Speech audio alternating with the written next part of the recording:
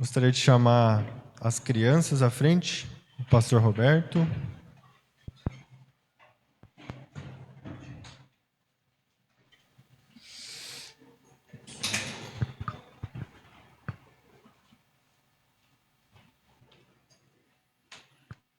Vamos orar então.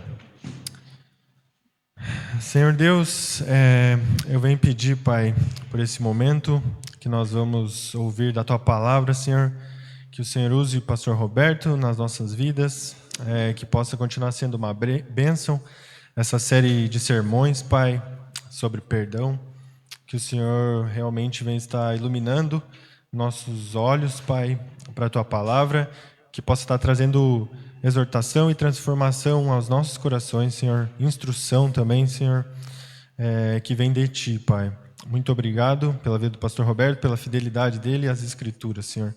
E também peço pelas professoras nesse momento, com as crianças, que possam estar ensinando com toda a sabedoria, Pai, e amor, ensinando os corações das crianças, Pai, sobre quem Tu és, Senhor, e sobre quem é Teu Filho, Jesus.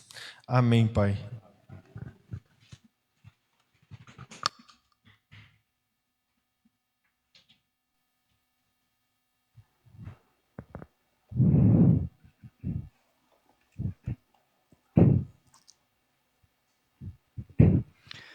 Boa noite a todos. Queria registrar aqui a presença do Hércio e da Gessi.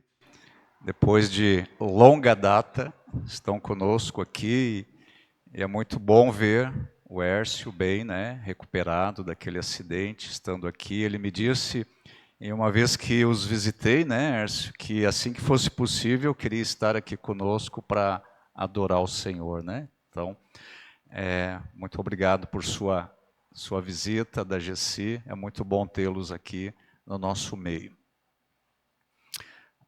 Algumas das músicas que nós cantamos essa noite já é preparação para a Páscoa, né? O Magnificat de Maria, Nome Excelsio. Mas como o Jonas orou aqui, agora no final, na última semana, nós começamos a tratar aqui de um novo assunto nos nossos cultos dominicais. E por alguns meses, enquanto eu estiver pregando aqui na frente, nós vamos estudar sobre o assunto do perdão, como já foi referido. Nós vamos tratar da teologia bíblica do perdão. O que a Bíblia tem a dizer sobre o perdão? Não é aquilo que eu acho, não é aquilo que eu penso sobre o perdão, mas aquilo que as Escrituras Sagradas têm a nos ensinar sobre esse assunto. Não vai ser uma abordagem exaustiva. Certamente eu não vou conseguir tratar todo o tema, mas nós vamos ver aquilo que é necessário para entendermos acerca deste assunto, ou seja, o perdão bíblico. E nós vamos fazer esses estudos, como eu mencionei, na semana passada, baseado nos salmos penitenciais. Estes salmos penitenciais, eles são salmos que expressam tristeza, arrependimento pelo pecado, e nós temos 7 salmos nesta categoria. Eu mencionei esses salmos, vocês estão lembrados? Depois eu coloquei, inclusive, no grupo da igreja, para a gente ir memorizando, né? 7 salmos. Salmo de número 6, 32, 38, 51, 102, 130 e 143. 7 salmos. Desses 7 salmos, quantos são de Davi? 5. 5 dos 7 são salmos davídicos. O Salmo 6, 32, 38, 51 e o 143. Em 2 deles, Salmo 102 e Salmo 130, nós não temos aí a indicação da sua autoria. São salmos anônimos. Estes salmos, estes 7 salmos, conhecidos como penitenciais, e alguns outros salmos, mostram para o crente a expressão máxima do caráter perdoador de Deus no Antigo Testamento, e mostram também como nós podemos receber o perdão de Deus.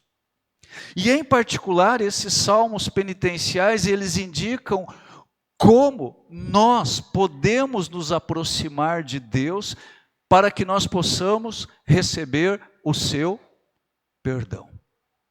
Então, esses estudos são para nos instruir, para nos ensinar em que bases Deus nos perdoa. E como nós podemos receber esse perdão, ou o perdão de Deus. Agora, como eu mencionei, eu entendi ser muito importante lidar com esse assunto, já que como igreja, a Igreja Bíblica Bereia, nós aqui como igreja estamos lidando aí com um processo disciplinar. E neste processo, irmãos, nós temos que ter sabedoria, nós temos que ter amor, nós temos que ter ações coerentes com a palavra de Deus. Em um processo dessa natureza, um processo disciplinar, nós não devemos ser simplistas, simplórios, mas também nós não devemos ser impiedosos. Nós não podemos ter noções equivocadas a respeito de arrependimento e a respeito de perdão. Porque não ter uma clareza bíblica sobre este assunto, sobre o assunto do perdão, ele pode ser fatal. Seja espiritualmente falando, seja socialmente falando. Ok. Atualmente existem 3 modelos de perdão, e eu mencionei assim por alto na semana passada. Existem 3 modelos de perdão que não são coerentes com o perdão bíblico. Eles são modelos humanísticos. Eles não são modelos bíblicos. E são 3 modelos. O primeiro modelo é o modelo do perdão incondicional. Estão lembrados? Eu falei um pouco a esse respeito. É aquele perdão que é automaticamente presumido. A gente já falou um pouco sobre isso no primeiro sermão. E existem muitas histórias bonitas aí sobre reconciliação, sobre restauração de agressores, de ofensores. E dentro das igrejas, de algumas igrejas, essa noção aí do perdão incondicional, frequentemente, esse modelo do perdão incondicional, frequentemente, ele é usado contra as vítimas de abusos, injustiças, ofensas, traições, perseguições. E agora, normalmente, os agressores ou ofensores, eles sabem muito bem como manipular a doutrina do perdão para que eles sejam restaurados rapidamente às suas antigas posições de confiança. E uma das consequências disso é que os ofensores continuam com os seus comportamentos agressivos, abusivos, ofensivos e pecaminosos. E a lógica desta teoria do perdão incondicional é que, se as vítimas não perdoarem e esquecerem de imediato, prontamente, de forma instantânea ou espontânea, então elas estão demonstrando uma atitude vingativa, punitiva ou retaliativa. Agora, muitas igrejas adotam aí o modelo do perdão incondicional, porque elas desejam proteger a sua reputação, a sua imagem diante da sociedade, em vez de corrigir os erros cometidos. A pressão para perdoar incondicionalmente, e eu diria muitas vezes até cegamente, que se vê em muitas igrejas, pode aprisionar as pessoas e deixá-las inseguras. Perdoar incondicionalmente é uma graça fácil. É uma graça barata que contribui para que o pecado não seja tratado e para que abusos e ofensas se desenvolvam nas igrejas, nas famílias e na sociedade. Agora, essa graça barata ou fácil, que é a base do perdão incondicional, ela encoraja o agressor ou o ofensor a permanecer em seu comportamento pecaminoso e abusivo, muitas vezes, e deixa a vítima sem nenhuma segurança e, mais grave ainda, deixa ela numa posição de vilã. Então, esse é um dos modelos que existem na nossa sociedade e muitas vezes até dentro das igrejas. O modelo do perdão incondicional. Ok, esse é um modelo. Um segundo modelo, que é uma abordagem bem mais contemporânea, uma abordagem mais moderna, é conhecido como modelo do perdão transacional ou merecido. E esse modelo aí, ele vem da psicologia. Ele leva em conta o ofendido e não o ofensor. Esse perdão transacional, ele é visto aí como um tipo de poder que a vítima, que a pessoa ofendida tem para perdoar. E nessa posição, ou nesse modelo de perdão, do perdão transacional, o perdão ele não é devido ou necessário. Ele deve ser conquistado pelo agressor. É um perdão que a vítima concede em razão do merecimento do ofensor. Ou seja, o ofensor, ele deve merecer o perdão da vítima.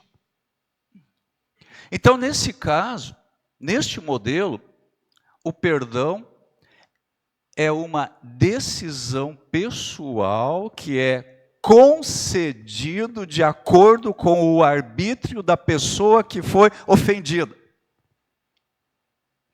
E a vítima, ou a pessoa que foi ofendida, ela faz isso, ou seja, ela perdoa, ela libera o perdão, entre aspas, para que ela seja liberada da amargura, do ressentimento.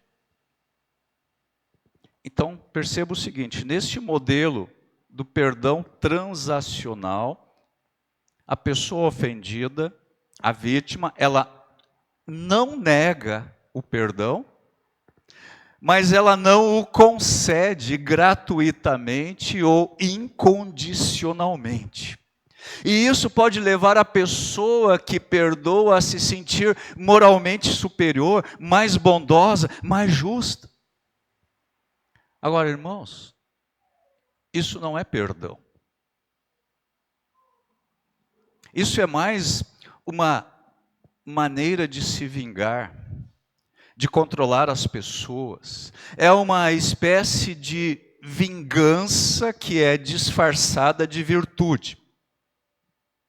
É uma forma da vítima trabalhar os seus próprios sentimentos. Nesse caso, a vítima, para perdoar, ela vai adotar uma postura inquisitorial ou disciplinar, e a autodepreciação do ofendido é pré-requisito para a concessão de seu perdão. Então, neste modelo aí do perdão transacional, o perdão deve ser entendido como uma transação pessoal ou uma decisão pessoal que liberta da ofensa a pessoa ofendida.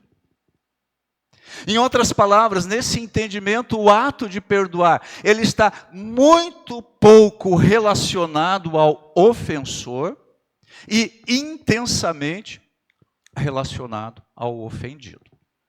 Então, isso é o segundo modelo que existe na sociedade e existe em muitas igrejas, o modelo do perdão transacional.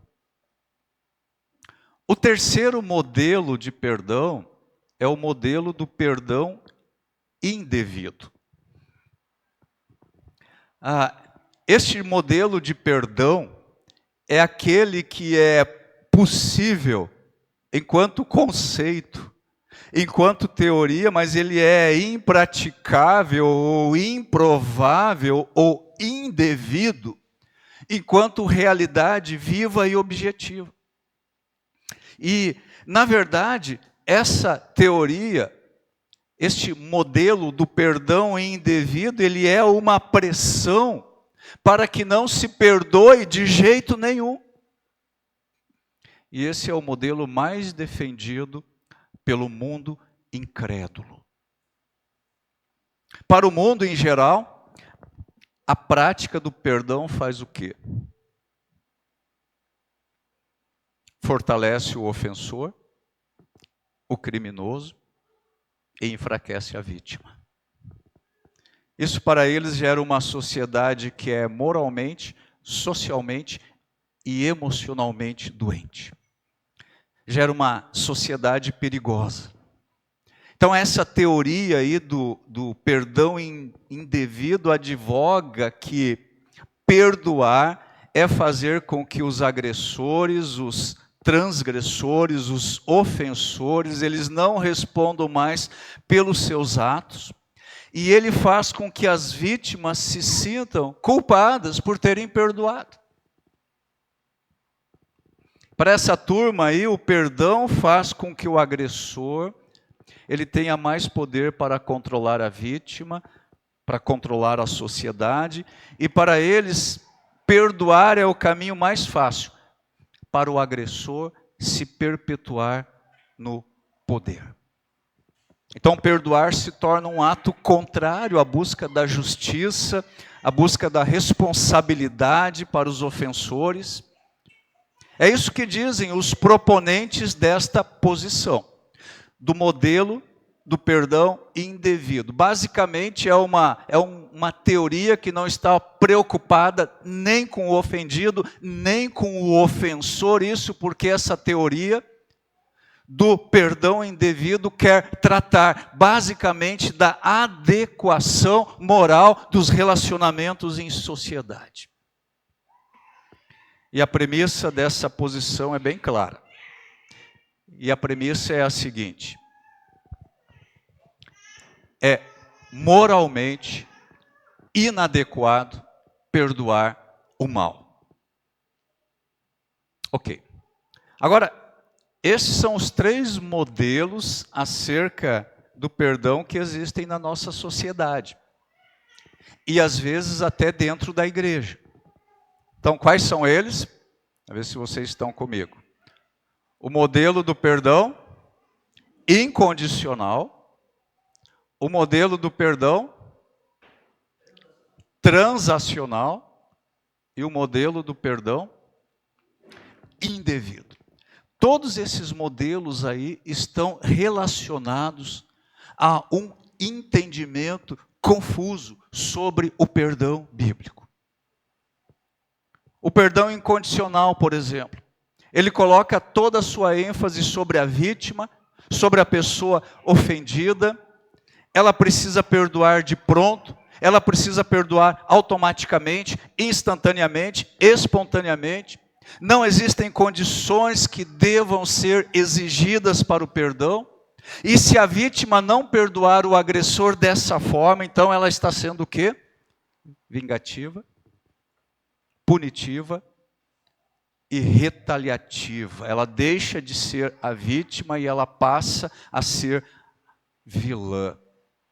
Ela passa a se sentir culpada por não perdoar ou não liberar, entre aspas, o perdão, que é o jeito moderno de falar do assunto. Agora, isso é um perdão barato. Isso não é perdão bíblico. Já o modelo do perdão transacional faz com que toda a ênfase recaia sobre o merecimento do agressor em receber o perdão. E a vítima perdoa somente se o agressor merecer isso. Ou seja, ele tem que fazer por merecer.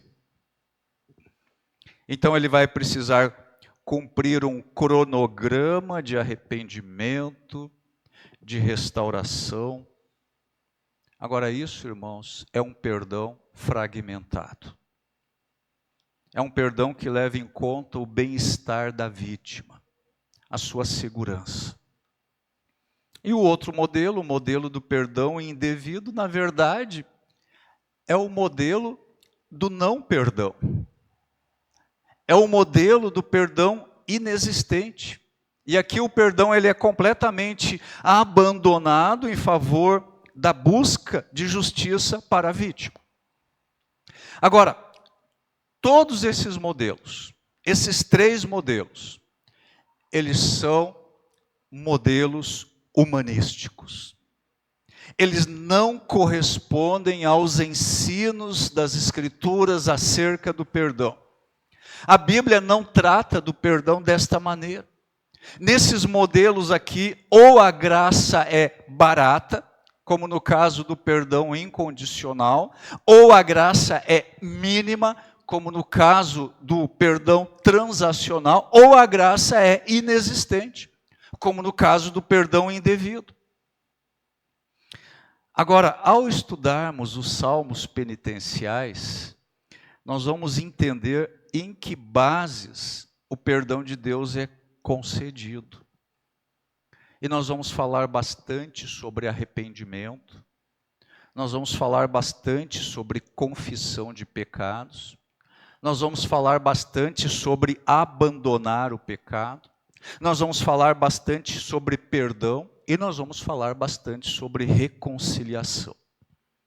Então, até aqui nós estamos lidando com esses elementos introdutórios aí do ensino bíblico sobre o perdão. E para nós não sairmos daqui hoje sem ter aberto as Escrituras Sagradas, nós vamos voltar a duas passagens que eu mencionei na semana passada. E eu vou relacionar essas duas passagens aí ao que eu falei aqui sobre o modelo do perdão incondicional e do perdão transacional. Esses dois modelos aí, irmãos, perdão incondicional, perdão transacional, esses dois modelos são os dois modelos que trazem mais confusão, ou muita confusão, entre o povo de Deus, por estarem associando equivocadamente os textos bíblicos. Nesses modelos, então, os defensores desses modelos procuram encontrar fundamentos na teologia bíblica do perdão. Mas, como eu disse aqui, todos esses modelos são o quê? Humanísticos. Eles não são bíblicos. Agora, o modelo do perdão indevido, aquele último modelo, esse é um modelo que não tem muita aceitação na Igreja de Cristo. Por isso ele não é um problema para nós. Ok, vamos passar então para duas passagens que eu mencionei na semana passada. Pode abrir a sua Bíblia, por favor, em Marcos, capítulo 11, versículo 25. Marcos, capítulo 11, versículo 25.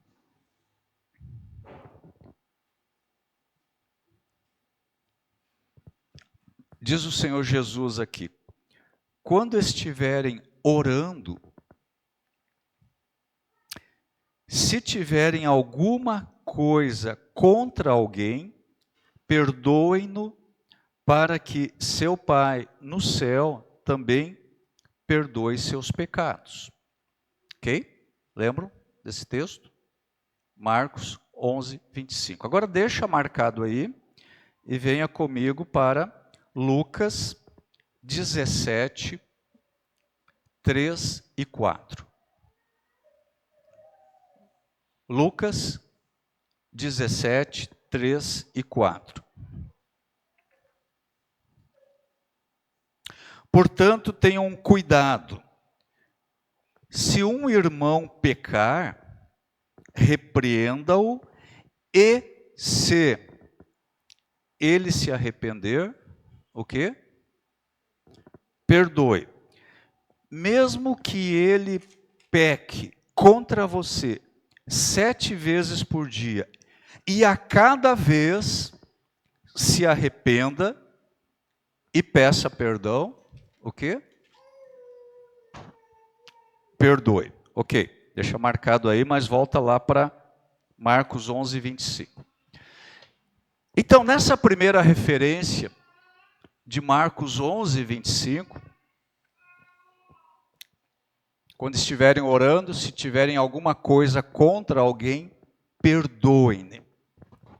Nessa referência aqui, provavelmente o Senhor Jesus Cristo, ele estava falando daquela oração pública, em pé, lá no templo. E se eles estivessem orando lá no templo, se alguém estivesse orando, e no momento dessa oração lembrasse de que estava guardando alguma coisa contra alguém, o que ele deveria fazer? Deveria perdoar na hora.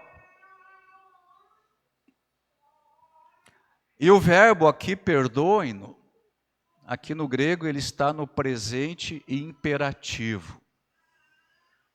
Isso para declarar a ênfase, a ordem, o imediatismo. E de acordo aqui com essa passagem, então, o perdão ele deve ser concedido imediatamente. Se ele está orando lá no templo e ele lembra que ele tem alguma coisa contra alguém, o que ele tem que fazer? Perdoar. Está no presente imperativo, é uma ordem. E aqui o Senhor diz que isso é necessário para que o Pai Celestial faça o quê? Perdoe as nossas ofensas. Agora, isso aqui não significa que o perdão de Deus depende do nosso perdão. Obviamente, todos nós concordamos com isso. O perdão de Deus não depende do nosso perdão. Agora, isso significa que se eu não perdoo, eu não entendi o perdão imerecido que como crente eu recebi do Senhor. A prova evidente de que eu recebi o perdão imerecido de Deus é que eu posso perdoar com esse mesmo tipo de perdão. Então aqui em Marcos 11, 25, Jesus, ele manda perdoar na hora, automaticamente, instantaneamente, e nenhuma condição é imposta. Agora, isso aqui favorece qual o modelo de perdão que nós vimos até agora? Qual modelo? do perdão incondicional, aquele da graça barata, aquele modelo que não incentiva nenhuma mudança na vida do transgressor. Mas acontece que isso contradiz diretamente outra afirmação de Jesus. Aquela lá de Lucas 17, 3 e 4. Agora vamos para lá. E aqui, Lucas 17, 3 e 4. E aqui Jesus diz: portanto, tenham cuidado. Se um irmão pecar, repreenda-o. E se ele se arrepender, perdoe-o. Mesmo que ele peque contra você 7 vezes por dia. E cada vez se arrependa e peça perdão, então o quê? Perdoe. Agora, isso aqui favorece qual tipo de modelo de perdão que vimos até agora? Do perdão transacional. Nessa instrução aqui do Senhor, o perdão ele é devido, mas sob certas circunstâncias. De acordo com essa passagem aí de Lucas, quais são as responsabilidades da vítima ou do ofensor? Da vítima ou do ofendido, desculpa. Da vítima ou ofendido. Quais são suas responsabilidades?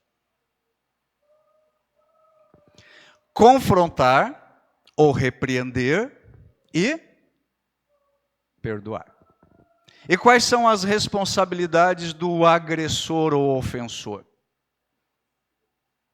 Ele precisa se arrepender dos seus pecados, e isso envolve confissão de pecados, e ele precisa o quê? Pedir perdão. Agora, a pessoa ofendida, às vezes ela confunde a sua responsabilidade. A pessoa ofendida. Porque ela pode confrontar ou repreender em vez de perdoar, ou ela pode perdoar e esquecer em vez de confrontar e repreender. Confunde a sua responsabilidade. Agora, irmãos, essas duas passagens aqui, Marcos 11, 25 e Lucas 17, 3 e 4, apontam, aparentemente, para uma inconsistência bíblica. Certo? Apontam para uma inconsistência bíblica, aparentemente. Uma passagem parece indicar o perdão incondicional, que é o caso de Marcos 11, 25, e a outra passagem parece indicar o perdão transacional, que é o caso de Lucas 17, 3 e 4. Certo? Como é que nós resolvemos isso? E por isso nós temos as confusões nesses dois modelos, né? Como é que nós resolvemos isso? A resposta é que a palavra perdão, ela está sendo usada de duas maneiras diferentes. Em Marcos 11, se vocês estão orando e lembrarem de que tem alguma coisa contra alguém, o quê? Perdoem.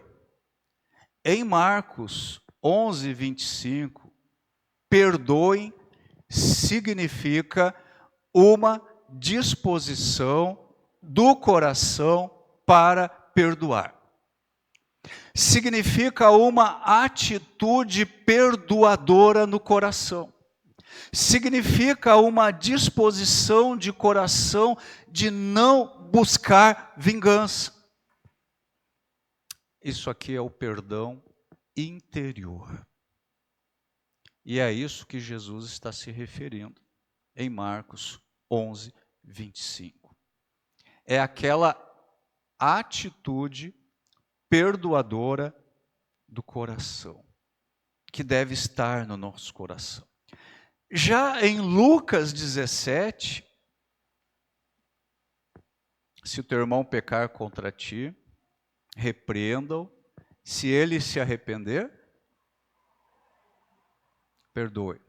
Se ele pecar 7 vezes no dia contra ti, se ele se arrepender e pedir perdão, perdoe.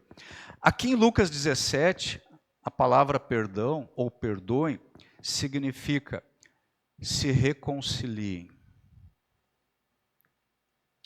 Sejam reconciliados. É isso que significa a palavra em Lucas 17. Então, observe o seguinte.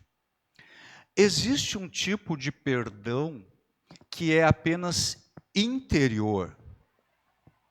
E existe um outro tipo de perdão que se manifesta em uma possível, e olhe bem a palavra, em uma possível restauração de relacionamentos. E isso é um perdão exterior.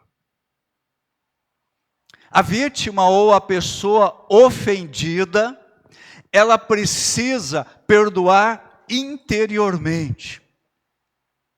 Isso significa que ela deve ter a disposição, ela deve ter a atitude de um coração perdoador.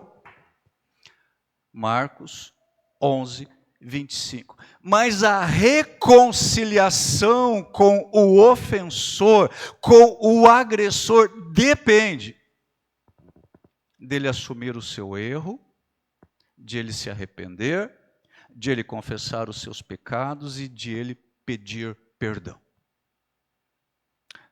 Lucas 17, 3 e 4.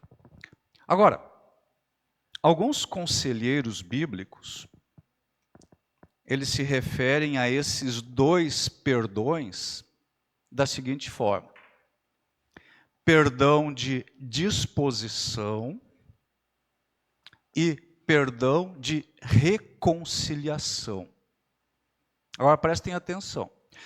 Não são 2 tipos de perdão, mas são 2 estágios no perdão. A disposição de perdoar, a atitude perdoadora no coração, ou seja, Marcos 11, 25, deve sempre estar presente. É por isso que se você estiver lá no templo orando e se lembrar que você tem algo contra alguém, você tem que ter a disposição de perdoar, a atitude perdoadora, o perdão de disposição, como dizem alguns conselheiros. Já o perdão de reconciliação, lá de Lucas 17, 13 e 4, nem sempre é possível acontecer. A disposição de perdoar, ou essa atitude perdoadora no coração, ela pode acontecer sem que haja a reconciliação. Mas a reconciliação não pode acontecer sem que haja a disposição de perdoar. Para que a vítima, ou o ofendido, ou o agredido, para que ele esteja aberto à reconciliação, antes ele precisa ter disposição para perdoar. Perdão interior. Marcos 11, 25. Se o ofensor se recusa a se arrepender de seus pecados contra a vítima, e ele não os confessa, e ele não pede perdão, então o perdão de reconciliação de Lucas 17, 3 e 4 não será possível. Agora eu vou citar uma frase aqui de David Powlison. Quem já ouviu falar dele? David Powlison. Ele foi um renomado conselheiro bíblico, muito atuante no aconselhamento cristão conservador. Ele foi teólogo, ele foi autor de diversas obras de aconselhamento, santificação e sobre a graça cristã. E ele escreveu o seguinte, abre aspas, quando reconhecemos que o nosso perdão tem duas partes interligadas, isso nos ajuda a navegar as mensagens opostas que são ouvidas com frequência em grupos cristãos. Alguns na igreja ensinam, se você perdoar de coração, perdão de disposição, você não precisa ir até a pessoa. Outros ensinam, a não ser que a pessoa peça perdão, você não precisa perdoar. Perdão de reconciliação. Cada grupo enfoca uma meia-verdade e tira uma conclusão falsa. Quando você unir as duas partes do que Jesus fez e ensinou sobre o perdão, o resultado é uma verdade coerente. Nós não temos dois tipos de perdão. Nós temos dois estágios no perdão. Perdão de disposição é o perdão interior, é a disposição para perdoar, é a atitude perdoadora no coração, é Marcos 11, 25. Perdão de reconciliação é você perdoar quando houve arrependimento, confissão de pecado, pedido de perdão. Você só pode ministrar o perdão de reconciliação se você tiver interiormente disposição para perdoar. Para fechar esse ponto aqui, eu devo dizer também que o perdão bíblico não é apenas individualista. Ou seja, o perdão bíblico, ele não olha apenas para o ofensor, como no caso do perdão incondicional, e ele não olha também apenas para o ofendido, como no caso do perdão transacional. O perdão bíblico, ele não procura apenas a cura do coração do ofendido, ou a restauração do ofensor. A atitude perdoadora, ou seja, o perdão de disposição, ou seja, Marcos 11, 25, essa atitude perdoadora tem o poder de realizar cura no coração do ofendido. O arrependimento, a confissão de pecado, o pedido de perdão podem restaurar o ofensor e restaurar os relacionamentos. Agora, a vítima, ela pode perdoar no seu interior o ofensor.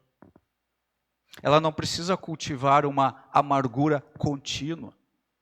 Porque essa amargura contínua no coração da vítima, da pessoa ofendida, se ela não tem disposição de perdoar ou atitude perdoadora, essa amargura contínua vai envenenar a sua alma. Lembra do que o autor de Hebreus nos fala lá no capítulo 12? Hebreus 12, 15.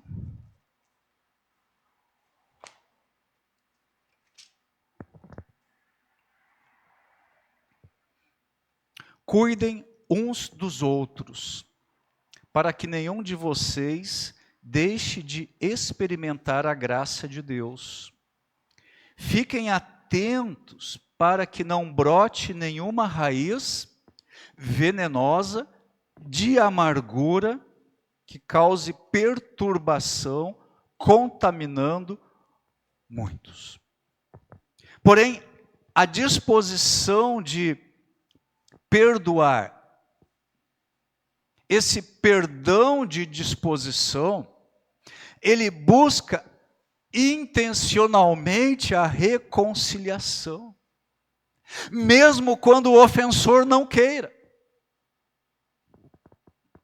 Isso porque o perdão de disposição, essa atitude perdoadora, a disposição para perdoar, isso aí não visa apenas a paz interior da vítima, como quer propor os defensores do modelo do perdão transacional, ainda que a paz interior da vítima seja muito importante, mas o perdão de disposição, ele visa sobretudo a reconciliação. O perdão de disposição, essa atitude perdoadora no coração, ela impede que o mal domine a vida, domine as memórias, domine o comportamento da vítima que foi ofendida, que foi agredida. Essa atitude perdoadora, Marcos 11, 25, a disposição de perdoar da parte do ofendido vai fazer com que ela, a vítima, ressignifique o trauma.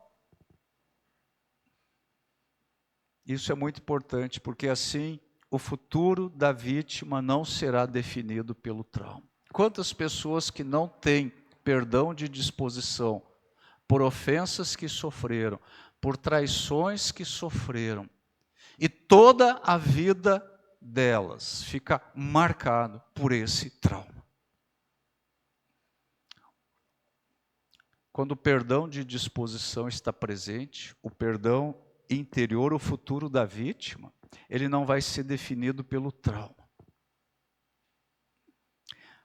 O ofendido, se ele for um cristão, ele vai saber que a soberania, a sabedoria e o amor de Deus controlam todas as coisas para que promovam o bem dos filhos de Deus e a glória do seu nome. Não foi isso que nós estudamos por meses no assunto de providência divina?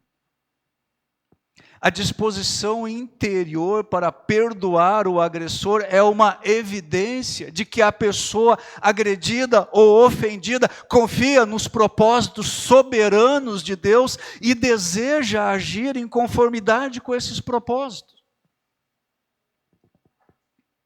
Esse perdão de disposição, ele também faz com que a vítima não deseje produzir dor ao transgressor ou ao ofensor, mas sim que deseje o bem-estar dele. Ou seja, a disposição de perdoar, o perdão de disposição, Marcos 11, 25, vai mudar a atitude da vítima de antipatia para uma atitude de amor para com o ofensor. O amor é a essência do perdão. Ok, mas agora tem o outro lado da história. Se o ofensor se negar a se arrepender de verdade, de forma autêntica, se ele não confessar os seus pecados, se ele não pedir perdão, como é que fica com a vítima? Ela vai perdoá-lo interiormente,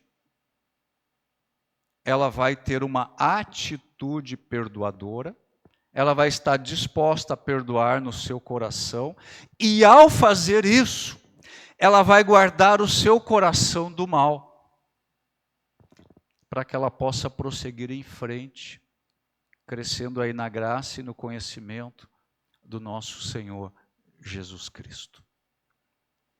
Último versículo, 1 Pedro 3,12.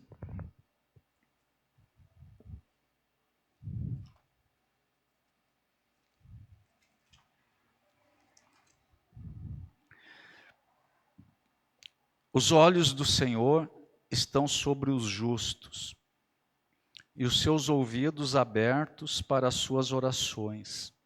O Senhor, porém, volta o rosto contra os que praticam o mal. Irmãos, Deus observa e cuida dos justos. Não é isso que diz Pedro aí? Deus observa e cuida dos justos, cuida dos seus filhos. Os seus ouvidos estão abertos aí às suas súplicas. E há muitas súplicas que nós trazemos diante do trono de Deus devido às diversas necessidades, diversas preocupações. Mas Deus cuida dos justos. Deus não preserva os crentes do sofrimento, mas Ele provê graça para passarmos pelo sofrimento. E como nós mencionamos na semana passada, acho que foi o último texto que eu li aqui, nós devemos nos entregar inteiramente a Deus, como Jesus Cristo fez, entregando o seu caso, a sua situação a Deus, aos cuidados de Deus, nas mãos de Deus, sempre dispostos a fazermos aquilo que é correto. E no caso aqui do perdão, tendo no nosso coração sempre disposição para perdoar, Marcos 11, 25. E se houver arrependimento, confissão de pecados e pedido de perdão da parte do agressor, então perdoar. Quando nós trabalhamos dessa maneira nos nossos relacionamentos, nessas questões, então nós vamos ver a paz de Deus e o Deus da paz guardando nossos corações e nossa mente em Cristo Jesus. Ok. Então, tendo passado aí por esses elementos essenciais sobre a doutrina do perdão bíblico, agora nós estamos prontos para começar a examinar os salmos penitenciais. Nós vamos começar com o salmo de número 6. Não hoje, evidentemente. Nem na próxima semana, porque o Natan vai ser o pregador da próxima semana.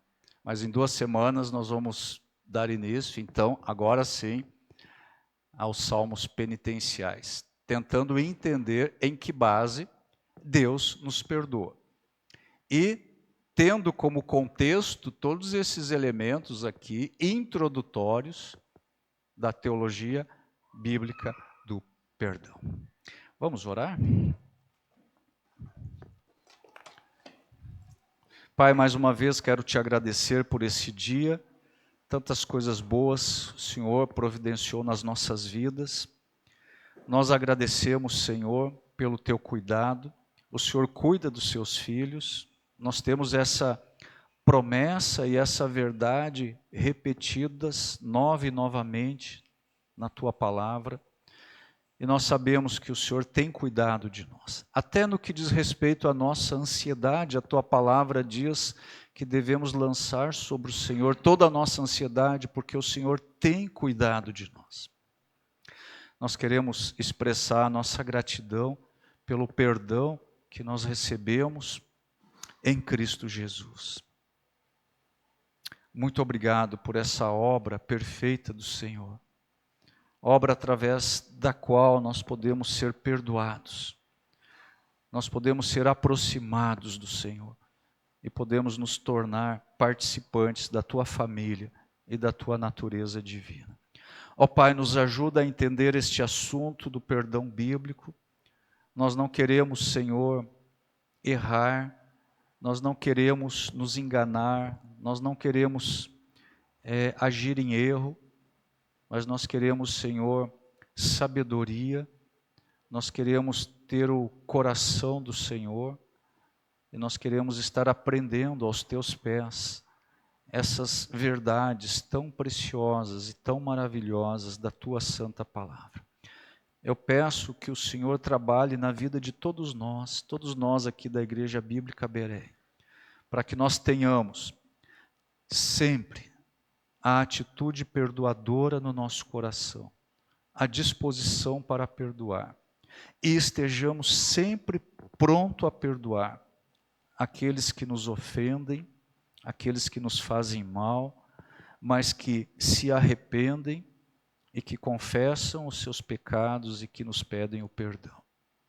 Enquanto isso não acontece, Senhor, nos ajuda a desenvolver uma atitude de compaixão e de orarmos por essas pessoas e deixarmos, Senhor, o nosso caso, a nossa situação nas tuas benditas mãos.